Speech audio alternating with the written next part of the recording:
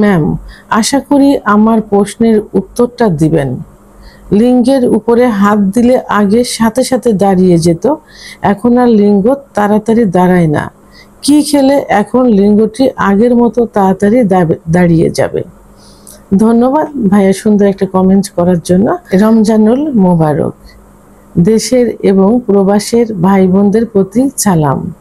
আসসালামু আলাইকুম। আমি প্রভাষক ডাক্তার রিক্তা পারভিন, হোমিওপ্যাথি এবং আয়ুর্বেদিক চিকিৎসক। চেম্বার সেবা হোমিও কমপ্লেক্স অ্যান্ড সেবা ডিজিটাল ল্যাব, উপজেলা মডেল মসজিদের পূর্ব পাশে, শিমুলিয়া, মাগুরা।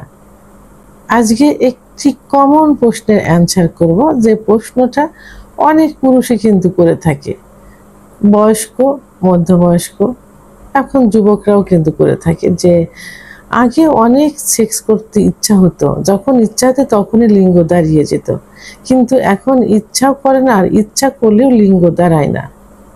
ঠিক এমনই একটা প্রশ্ন কোন এক শুভাকাঙ্ক্ষী আজকে আমাকে করেছে না। ওনার কমেন্টের সারমর্ম হলো যে ওনার মানে লিঙ্গে হাত দিলে, অর্থাৎ ইচ্ছা হলে অথবা যে কোনো কারণে লিঙ্গ স্পর্শ করলে ওনার লিঙ্গ দাঁড়িয়ে যেত, কিন্তু এখন দাঁড়াচ্ছে না। এর জন্য উনি কি করতে পারে? তো এখন যখনই ইচ্ছা শক্তিটা প্রগাঢ় হবে, যৌন চাহিদাটা যখন প্রগাঢ় হবে, তখনই কিন্তু টোটাল বডিতে রক্ত চলাচল করবে, বিশেষ করে হার্টের থেকে লিঙ্গের ভিতর রক্ত চলাচল বেশি করবে, তখন লিঙ্গ দাঁড়িয়ে যাবে, শক্ত হবে। কিন্তু এই ইচ্ছা শক্তি যখন কমে যাবে, প্রগাঢ় না হবে, ইচ্ছা হচ্ছে কিন্তু কম, এই কম ইচ্ছা শক্তিতে কিন্তু ব্লাড সার্কুলেশনটা ওইভাবে হতে পারে না। অর্থাৎ ইচ্ছা শক্তিটা প্রগাঢ় হতে হবে, বেশি হতে হবে, উত্তেজনাটা বেশি হতে হবে। যখনই হবে তখনই রক্ত চলাচল করবে, আর তখনই কিন্তু লিঙ্গ দাঁড়িয়ে যাবে। তাহলে আপনাদের যাদের এই সমস্যা হচ্ছে, তাদের ইচ্ছা শক্তি কমে গেছে, অর্থাৎ ইচ্ছা মৃদুভাবে হলেও প্রগাঢ়ভাবে হচ্ছে না, এবং ব্লাড সার্কুলেশনটা কমে গেছে, যে কারণে আপনাদের লিঙ্গের উত্থান হচ্ছে না। এখন এই ব্লাড সার্কুলেশনটা কেন কমে যায়, ইচ্ছা শক্তিটা কেন কমে যায়? ইচ্ছা শক্তিটা আসে কিন্তু ব্রেনের থেকে, আর সেক্সুয়াল বিষয়টা কিন্তু নার্ভ এবং হরমোনের উপরে নির্ভর করবে। যখনই ব্রেনের কার্যকারী ক্ষমতা কমে যাবে, তখনই কিন্তু ইচ্ছা শক্তিটা কমে যাবে। আর বিভিন্ন কারণে দেখা গেছে লিঙ্গের যে শিরাগুলো থাকে, শিরাগুলো প্রসারিত না থেকে সংকুচিত হয়ে যায়। সেটা অতিরিক্ত হস্তমৈথুনের কারণে হতে পারে, বিছানায় ঘর্ষণ দিয়ে বীর্যপাতের কারণে হতে পারে, সমকামিতার অতিরিক্ত স্বপ্নদোষ, অতিরিক্ত যৌন মিলনের কারণেও হতে পারে, আবার আঘাত লাগার কারণেও কিন্তু হতে পারে, যে লিঙ্গের শিরাগুলো সংকুচিত হয়ে গেছে। তো ইচ্ছা শক্তি প্রগাঢ় হচ্ছে, কিন্তু ব্লাড সার্কুলেশনটা সঠিক মতো হতে পারছে না। তো এখন এর সমস্যার সমাধানের জন্য প্রথমে কি করতে হবে? অবশ্যই একজন অভিজ্ঞ সম্পন্ন রেজিস্টারকৃত ডাক্তারের শরণাপন্ন হতে হবে।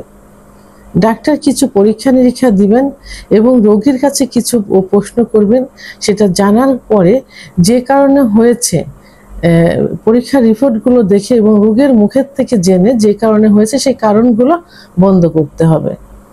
বন্ধ করে ডাক্তার যে চিকিৎসা দিবেন, সেই চিকিৎসা গ্রহণ করতে হবে, সঠিক নিয়মে সঠিক সময় পর্যন্ত সে ব্যবস্থা নিতে হবে।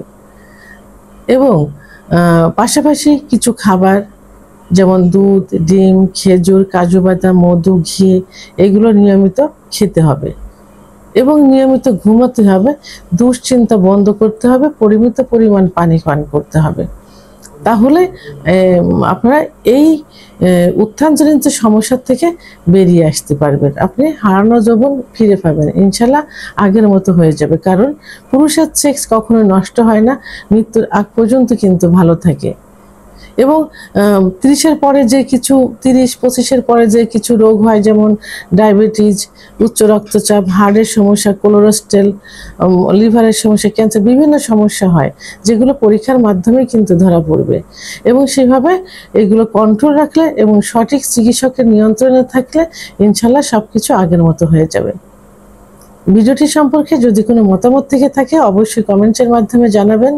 আর ভিডিওটি ভালো লাগলে লাইক, কমেন্ট, সাবস্ক্রাইব করে আমার সঙ্গে থাকুন। আল্লাহ হাফেজ।